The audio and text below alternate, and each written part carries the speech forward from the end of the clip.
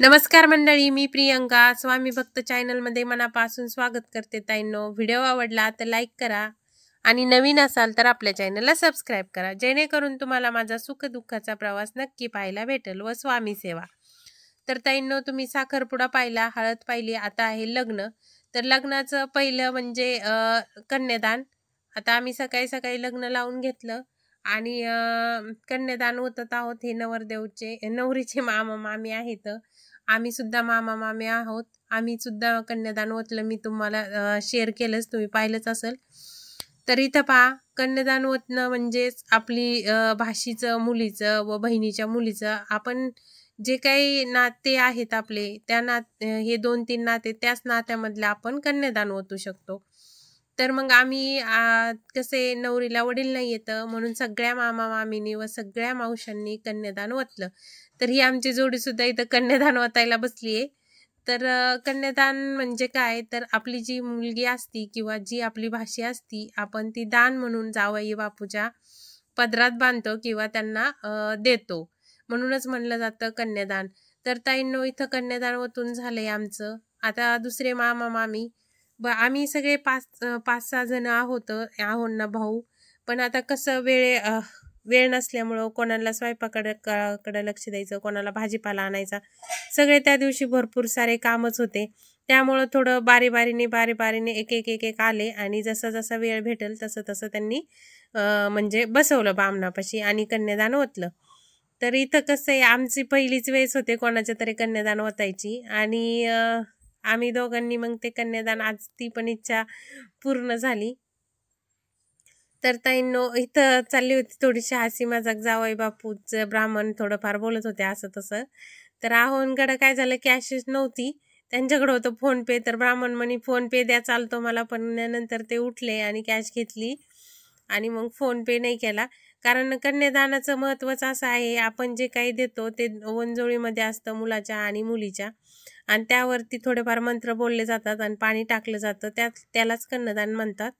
तर इथं पहा, हे मोठे मामा मामी आहेत, आहोंचा मोठा भाऊ, मोठ्या काकाचा मुलगा, आणि यांच्यापेक्षा पण एक मोठे नाही लहान आहेत, ते काय आलेले नव्हते. आम्ही सगळ्यांनी मिळून सगळ्या मामा मामीनी छान असं कन्यादान केलं. तर मला हे माहीतच नव्हतं की कन्यादान ओतावं लागेल. मी काय केलं, पार्टीवेअर साडी घातली होती.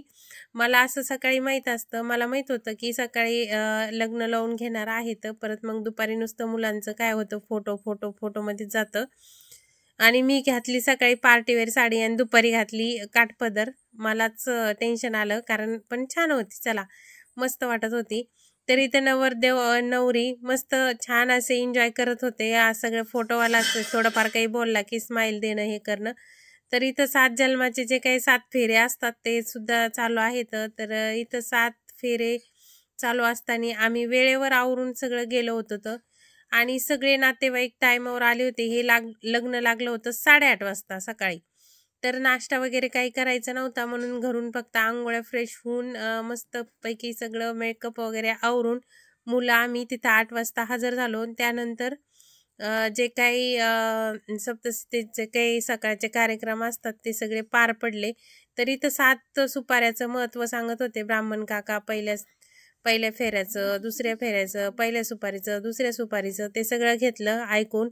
तरी तर नवरदेव नवरीचे आगमन झालेले आहेत या डेकोरेशनवरती, आणि ते सुपारी उजव्या पायाने उचलत होत्या. तर ताईंनो, खूप छान आनंदात असं लग्न पार पडलं. आज काय बोलताना मला सुचतच नव्हतं काय बोलावं, बोलताना कळतच नव्हतं काय बोलावं. मी जसं काही बोलता आलंय ते तुमच्याशी शेअर केलंय आणि मला माहिती आहे की तुम्हाला आवडणारच आहे. तर इथं ब्राह्मण काकाची 3री सुपारी चालली होती, नवरीची चालली होती 6वी सुपारी. तर ह्या सगळ्या माझ्या गोड नंदा आहेत. तर यांच्यासोबत सुद्धा थोडी हसी मजाक झाला. तर इथं पहा, मी असा मेकअप केला होता, ब्लॅक कलरची साडी पैठणी घातली होती.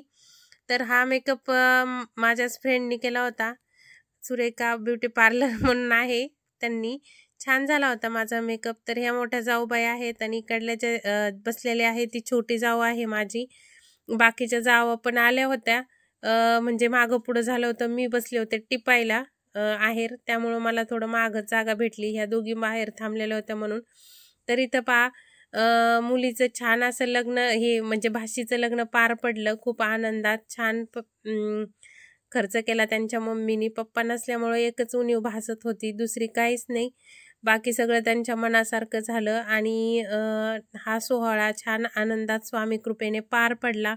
त्यांची आई व मुलगीसुद्धा स्वामी भक्त आहे आणि स्वामीवर जे काही कार्य आपण विश्वास ठेवून करतो ते कार्य नक्कीच पार पडतं आनंदात. आणि कुठंच कोणत्याच गोष्टीशी म्हणजे अशी जाणीव नाही झाली की इथं काही कमी पडेल, तिथं काहीच नाही ताईंनो. खूप लोक आले होते. वडील नसल्यामुळं त्यांचं माहेर सासर एकच आहे आणि खरंच खूप आनंदात हा विवाह पार पडला. तर ताईंनो इथं चाललेलं आहे जे काही वरमाईचे ताट वगैरे असतात, मान सन्मान, तर हा चालू आहे. तर ह्या माझ्या सगळ्या गोडनंदा आहेत, त्या त्यांच्या येईनीला सगळं भरत आहेत. तर ह्या माझ्या 2 जाऊबाई आहेत, ह्या पायधुनी करतात नवरदेव नवरीची. तर मी शूट घेत होते, मला सुद्धा म्हणल्या होत्या चला म्हणून, पण चला. तर आमचा योग आला होता नवरीसोबत जाण्याचा. तर हा हळद किसक्याचा व्हिडिओ आहे.